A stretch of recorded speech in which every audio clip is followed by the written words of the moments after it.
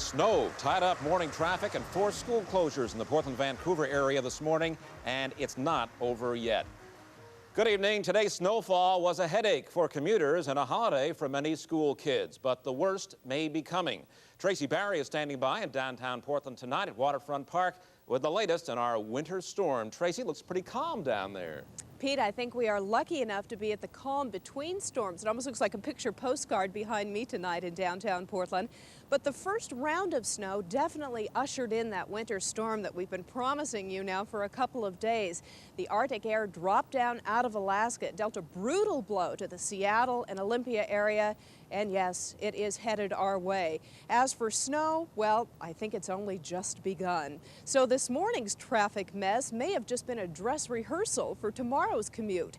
Kathy Kiyomura is stationed up on Highway 26 tonight, keeping an eye on the traffic for us. Kathy? Tracy, I think we're getting some bitter reminders of what winter is all about here in the Northwest. Road conditions still a hazardous mixed bag. For example, traffic is moving along very well here on Highway 26 just above the tunnel, but we are getting reports from motorists around the city that, well, their streets are still very icy. Now, statewide, there are no road closures to report to you right now. However, state police remind all of us that if we are hitting the road, to please carry traction devices or traction tires. There was one traffic fatality here in the state. We are sorry to report a Grants Pass man was killed when his car slid off the road in Josephine County. Locally, well, there were scores of fender benders keeping police very busy. Anybody hurt? Just whiplash. No serious injuries. The scene on McLaughlin Boulevard would be repeated throughout the metro area during the frigid morning commute.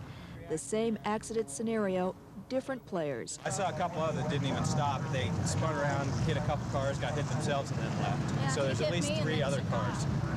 The driver who caused this 5-car pileup took off after skidding and sliding on slick pavement. Slid across here, and then I started sliding, and I was starting to get it back in control, and then he pulled out, and when he pulled out, I ran into him. And then he took off. Because I got rear-ended right after that, so I didn't see where he went. Great, so the guy who caused this, Nowhere to be found. On the I-5 ramp just off the Banfield, 4 cars bumped, bashed, and cruised away, leaving 3 crumpled vehicles behind.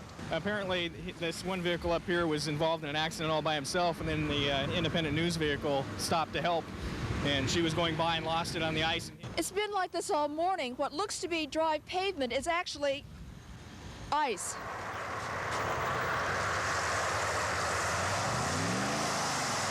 Ice didn't keep these folks off of Southwest 185th or from helping each other.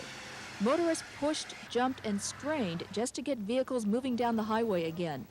Those who made it to work on this morning had time to appreciate this winter phenomenon, changing their morning routine.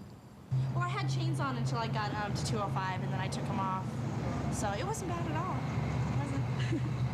A lot of fun, a lot of fun. You guys can stay and play with us. Yeah, you can. We're gonna make snowballs. Well, it's certainly not playtime on the road tonight. Police remind all of us to take it slow and easy, be careful, and watch out for that other guy, Tracy. Kathy, what a mess. Listen, what's the game plan then for road crews for tonight and tomorrow morning? If it snows and if it's icy again, the road crews tell us that they are prepared to sand about 250 miles of primary and secondary roads here in the city.